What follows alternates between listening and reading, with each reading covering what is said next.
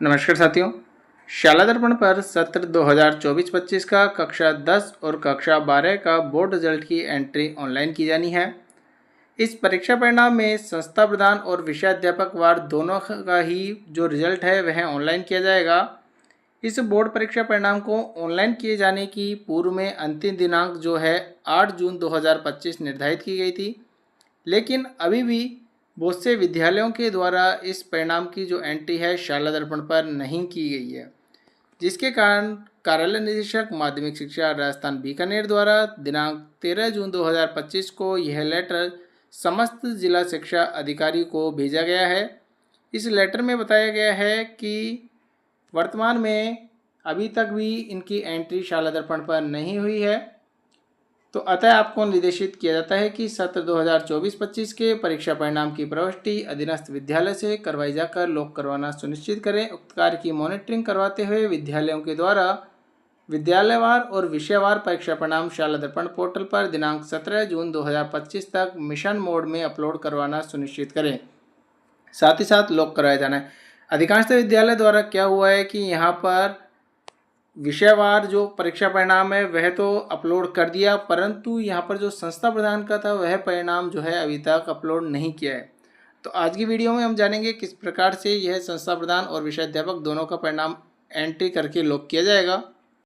यहाँ पर जैसे ही आप परिणाम के टैब में आएंगे आपके सामने स्टाफ रिजल्ट दिखाई देगा। इस पर आपको यहाँ क्लिक करना है। क्लिक करने के बाद में यहाँ पर आपको अध्यापक परिणाम, इसमें अध्यापक वार और स्कूल परिणाम में संस्था प्रदान का जो परिणाम है वह फिल किया जाएगा।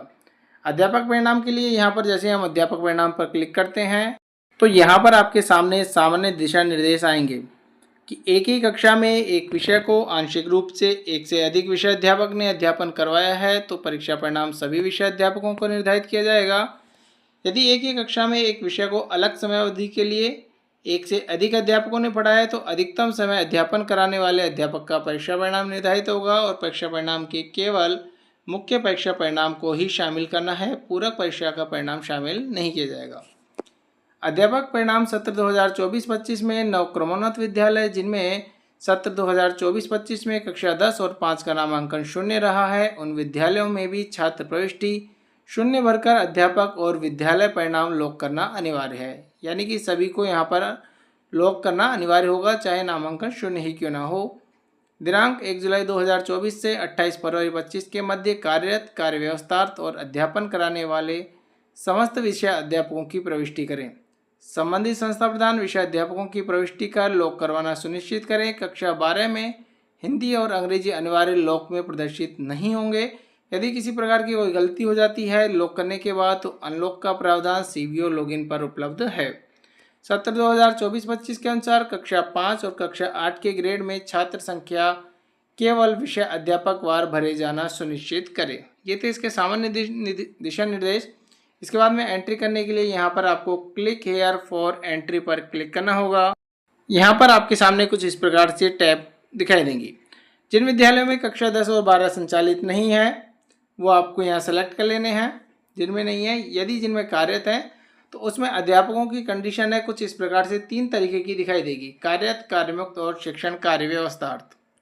1 जुलाई 24 से 28 फरवरी 2025 के मध्य यदि अध्यापक आपके विद्यालय में था और विद्यालय में अभी भी है तो कार्यरत की श्रेणी में आएगा। इस अवधि में बीच में अध्यापक कार्यमुक्त होगा, कहीं और चला गया है तो आपको यहाँ कार्यमुक्त पर क्लिक करना है। कार्यमुक्त पर जैसे आप क्लिक करेंगे उसके बाद में आपके जो टीचर के नेम है, यहाँ पर आपके विद्यालय में से जितने भी टीचर गए हैं चाहे पहले ही क्यों ना गए हो इस सत्र से, सभी के नाम इसमें आपके सामने शो हो जाएंगे। तो आपको उपयुक्त टीचर का चुनाव करते हुए आगे की प्रक्रिया फिल करनी है। एग्जाम्पल के तौर में हम यहाँ पर एक कार्यरत टीचर का उदाहरण ले लेते हैं। तो कार्यरत पर हम क्लिक करते हैं। क्लिक करने के बाद में आपको यहाँ पर टीचर नेम में इस ड्रॉप डाउन लिस्ट पर क्लिक करना है। टीचर के नाम आपको दिखाई देंगे, वो आपको सेलेक्ट कर लेना है। क्लास यहाँ से सेलेक्ट कर लेनी है। कक्षा 10 हम यहाँ सेलेक्ट कर लेते हैं। इसके बाद में सेक्शन ए सेलेक्ट करने के बाद में आपको सेलेक्ट करना है सब्जेक्ट की उक्त टीचर कौन सा सब्जेक्ट पढ़ाता है।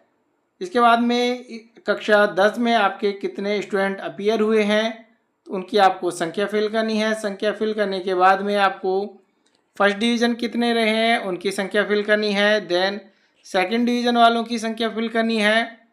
और उसके बाद में थर्ड डिवीज़न कितने रहे हैं उनकी संख्या आपको यहाँ पर फिल कर देनी है।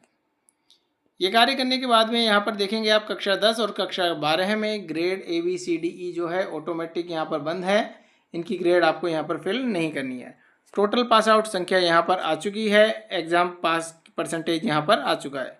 कार्मिक की वर्तमान स्थिति हमने पूर्व में कार्य सेलेक्ट कर ली है, इसलिए यहाँ पर ब्लर है।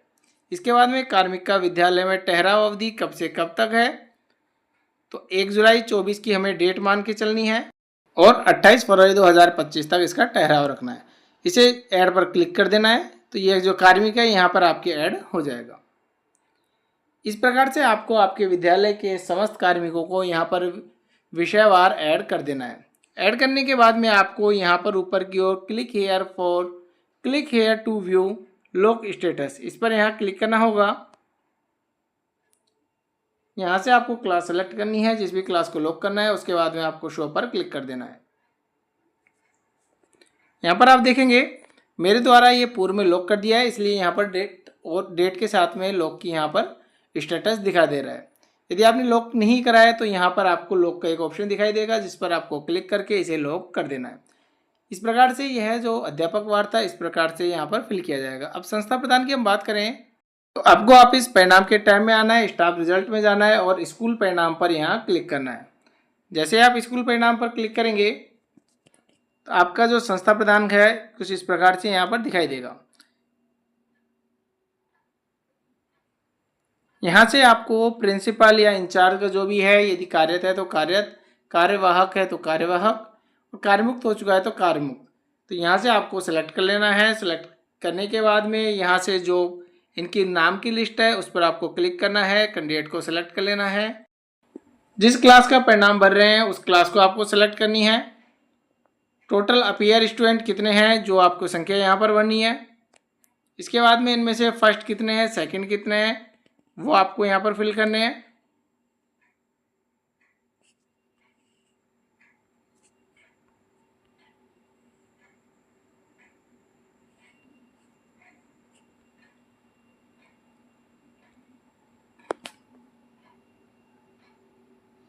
इस प्रकार से यहाँ से संख्या भर दी है। कार्मिक की वर्तमान स्थिति क्या है, सेवारत है, सेवारत पर क्लिक कर देना है। ठहराव अवधि 1 जुलाई 24 से 28 फरवरी 25, ऐड पर क्लिक कर देना है। डाटा सेव अपडेट सक्सेसफुली हो चुका है। इस